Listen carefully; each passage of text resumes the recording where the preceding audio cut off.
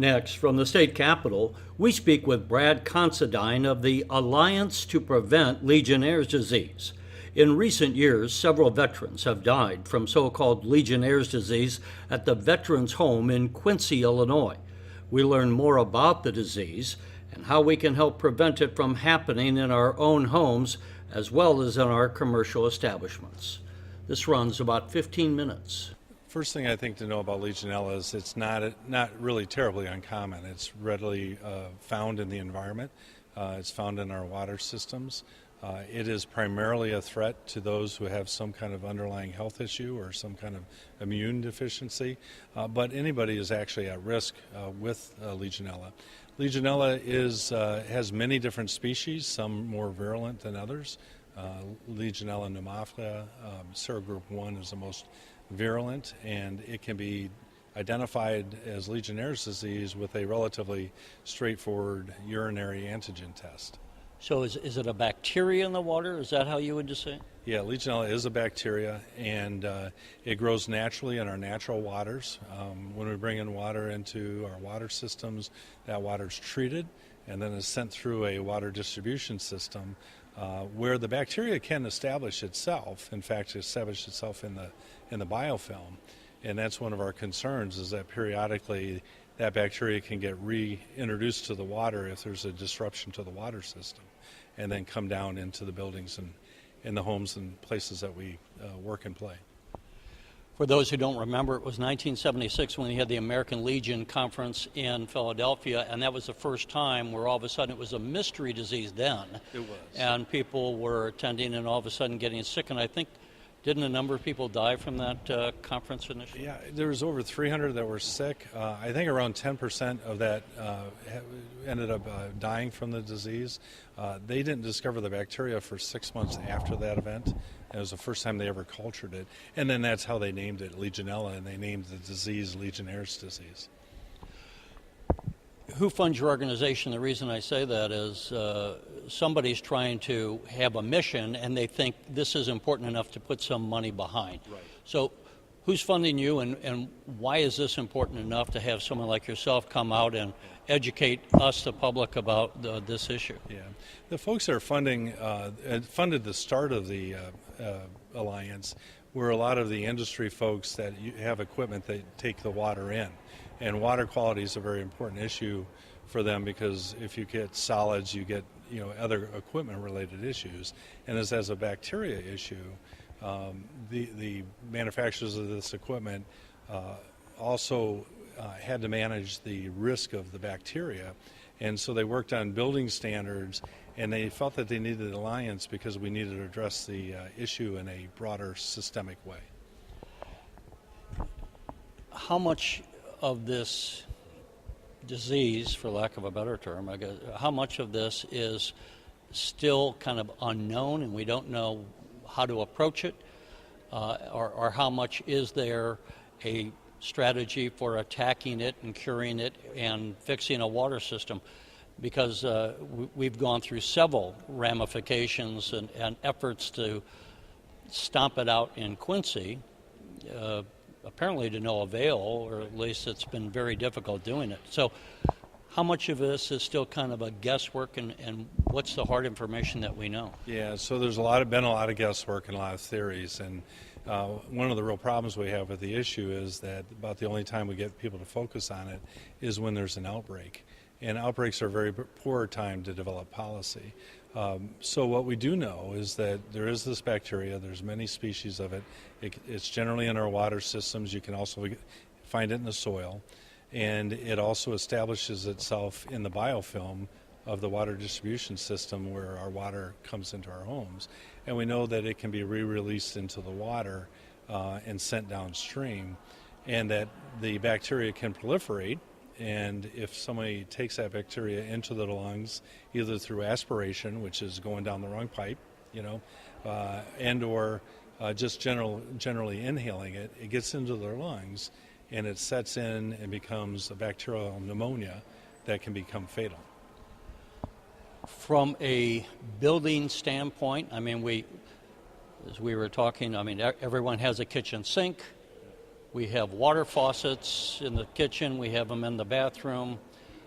We have some of us, or a lot of us, have drinking water dispensed from a door in the refrigerator. Right. So they're in our homes.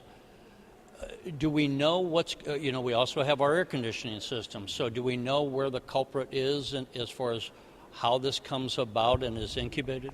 The short answer is we don't actually know where the presence of the Legionella bacteria is. We know from an EPA study that was done out of Cincinnati, where they went out and tested 268 faucets. They found it in almost half of all the faucets. So it's a pretty prevalent type of bacteria. The conditions where it really thrives is when there's a nutrient in the water, organics, that kind of thing that it can live on. As it gets a little bit warmer, it thrives more fully and warmer up to 99 degrees. And if you have stagnant water, that's generally not good. So what we promote is that water, wherever it is, has to be managed, and we have to be accountable for the water, all the way from its source all the way to consumption. I don't know. People probably think, well, what can I do about it? I might say in some homes, depending upon how much you use a particular bathroom, let's say, and I just mean maybe even to wash your hands. Right. Some people I know, maybe, the kids have moved out and they've got some bathrooms where the water faucet hasn't been turned on for a while. That might be a source where, because the water's been stagnant, as you say, sitting in those pipes, I guess, would it be a good idea then for homeowners just to make sure that you run water through your piping, even if it's a upstairs bathroom that isn't utilized very much, just every so often run the water or something like that? Generally, I think that'd be helpful, but I would also say it this way. When we're healthy, our bodies defend against this bacteria pretty well. So I think it's more of a topic that if you're immune compromised, if you have some kind of underlying health issue, if you have asthma or an allergy and that type of thing, when you're vulnerable, then you want to take some extra precautions. And certainly keeping water, no stagnant water in the house is a good plan. The other thing that's it's hard to advocate fully, but is to turn up the temperature in your water. Now, we turned it all down to avoid scalding risk and everything else, but 150, 160 degrees will kill the bacteria. You're not a physician, so I might ask you something that do we know how to treat it and do we even know how to diagnose this? How do we know that Uncle Harry or Grandpa isn't just coming down with the flu? Yeah, there's a fairly simple test that's pretty good at diagnosing it. It's just a urinary antigen test, and you can test for the bacteria. So the key, though, is for people to think about it. It probably still is a little bit of an underdiagnosed pneumonia. But, for example, my mother-in-law had pneumonia about a month ago. She lives here in Illinois. I insisted that our doctor do a urinary antigen test to rule out Legionella, because if you do address it quickly, you stand a good chance of really suffering, the worst consequences. And again, you tell me if I'm asking you questions you can't address, but how does it impact the body? Is it in the lungs then that impacts it, and then how is it treated, with antibiotics? Or? It is, I think, generally treated with antibiotics. It gets deep into your lungs, and then it proliferates there, and essentially it begins to, like any pneumonia, begins to constrict your ability to breathe. Probably builds up some fluid or something. Fluids in there, deep into it, and it's hard to eradicate from there. But if they identify it early, there are treatments that can be applied that is a high degree of success. So the key is diagnosing it early. Do we, and we won't keep you much longer, but yeah, as a society, we hear, just as we in Illinois hear that, and then once we have an outbreak, as we've had in Quincy, but it could be anywhere, right? Then we often in government get a knee-jerk response where, well, we got to do something. To what extent is there a danger of government overreacting to a problem, going off with, 100% of a solution with information that's only 25% available? Yeah, I think you described it perfectly. I mean, I think that's what happens is you get, kind of knee-jerk reactions. They're not well thought out. The problem is too complex.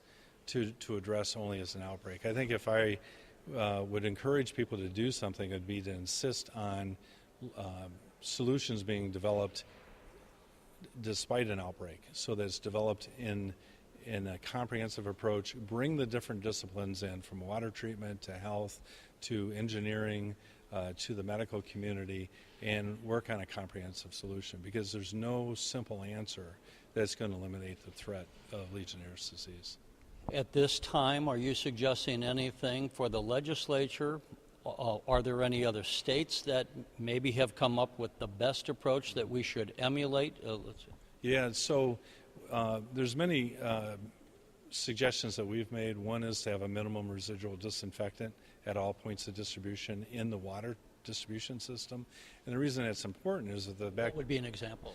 Well, so what you do is you take a water system and you put booster stations at all points, and you inject additional disinfectant downstream, because the disinfectant used at the treatment facility doesn't last all the way to distribution inside the building. Now, would that be something on an ongoing, or do you flush it once a month or something? It'd be ongoing, so you keep your residual level. You can always find that disinfectant. So when it breaks loose from the biofilm, it's being treated at that point. And the Illinois EPA has prescribed just that solution as part of their new water standards that they've proposed that are currently before the legislature. How cost effective is that approach? 28 states have done it. The cost estimates, we don't have all those cost estimates, but they have not proven to be overwhelming for those 28 states. Like everything, though, there's no single solution that's going to solve it all. But it's a very prudent thing to do to address the issue at the root source, rather than deal with it just at the end point in our buildings. As Americans, we've grown up thinking we have clean water, and we do have clean water. It's just that we probably, before 1976, had Legionella's bacteria out there. Right. We just didn't know to identify it, and now we do. Now we see it identified. We as a pathogen, or whatever, we can diagnose it. Right. And so now we have people like yourself that can inform us, hey, here's what you need to do to make sure that the water system, not at the source of the river we treat that, but along the way, right, that's where the problem can erupt. Right. And there's no need, I think, to panic. Again, we filter more out than we're ever aware of on a day-to-day basis. But it's important to understand this. And we have a website called preventlegionnaires.org. I really encourage people to spend time with it. If you have a family member, a friend, a loved one who has health issues and so forth, it's important to understand this potential threat and then proactively manage it. Well, Brad Constantine, thank you for joining us and sharing your information. I appreciate it. Thank you.